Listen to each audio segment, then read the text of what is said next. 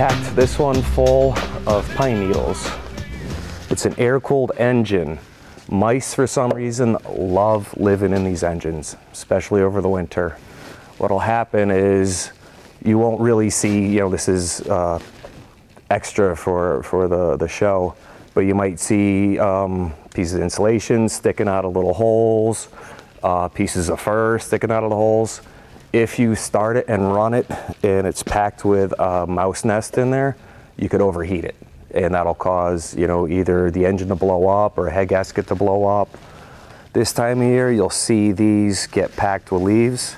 Same thing, clean it off. If air can't get through here, can't get to the fan, it can't get to the fins, it can't cool the engine. There is a dump valve on the back. If you get stuck, the belt falls off or something, pull that out, it'll release the transmission. The bagger's pretty self-explanatory. Just flip it open. Empty them after every use, keep them clean. The decaying grass will decay the bag. They are replaceable. Let's get into that. Okay, when it's stopped, you don't clean out the cap. There is a vent. I'll show it around. It's right in the middle. We get that quite a bit. I don't know why they clog, but there's a little pinhole in the cap. If that is clogged, the engine, might start and run for 5-10 minutes. You'll be mowing, and then all of a sudden it'll shut off. You're like, what the hell? And then, you come back to it, 20 minutes later, it'll start up and run for another 5-10 minutes. It doesn't vent the tank gets a vacuum. The fuel pump can't overcome the vacuum. It can't pump fuel into the carburetor. Because it's gravity tank, right? This is a fuel pump. It'll actually hold enough where the fuel pump will not pump. I did 2 where the guy kept going and he actually collapsed the gas tank. The gas tank looked like you took a beer can and crumbled it. And when that happened, he broke the seam and he put gas in it. It was leaking gas all over his driveway, all over his garage. So I had to replace the gas tank just because of a clogged vent. Lack of oil is a killer on a lot of these engines. Your car, you got 4 or 5 quarts. This, if you got 2 quarts, quart and a half to 2 quarts, you're really lucky. Before every use, it's a good idea, good habit to get into is check the oil. After you start it, you gotta check it again. The oil filter does take a little bit of oil to fill up, so it might look full when you put it in. Then after you start it, you let it set a couple minutes afterwards. Check it again, you might have to add, a quarter quart, third of a quart. You could see add hash marks and a full. You want it to be in the hash marks. I'm gonna let it set right now and work on the blades.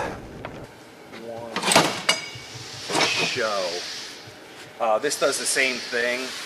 It's a little more tricky with this. You can stay in one spot too long. You can, get a burn spot. Really shouldn't damage the blade too much. This one, as you can see, hit some rocks and it's really, really dull. It's kind of like the backside of a butter knife.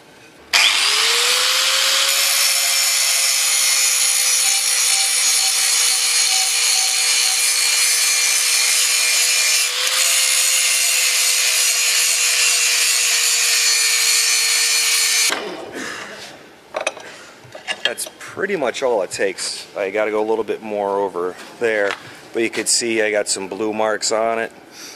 Also, I just want to touch on, we get several tractors in here a year about cut quality. So I sharpened the blades, cut quality, it's still not mowing right, it's digging, it's chopping up my lawn. A lot of times we'll come in, blades are on upside down. You can clearly see the contour of the blade is going to fit onto the spindle. You really can't put it on upside down. But a single blade, a single bolt blade I should add, can easily be put on upside down. Very easily. And we get a lot of service calls because of that.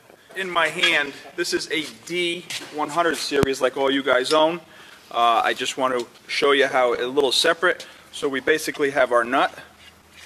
Okay, we have our beveled washer, which is a spring washer. I want everybody to see it's concaved. And typically you could tell the grass part is going to go out. So that's a good indication. Also, it is what they call a star lock blade.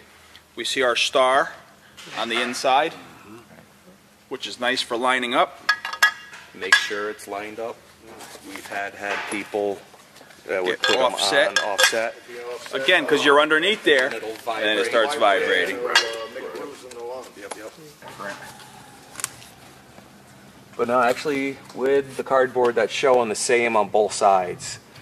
If this side was lower or higher, then you'd adjust up your adjusting nut. Two blocks that are the same for the sides, and this front block is always smaller by whatever the heck it is, right? And if you put it on there and get it all level, the drag links, you have to adjust them up and down, and you get the deck perfect. I presumed that you want the deck perfectly level. Yep, exactly.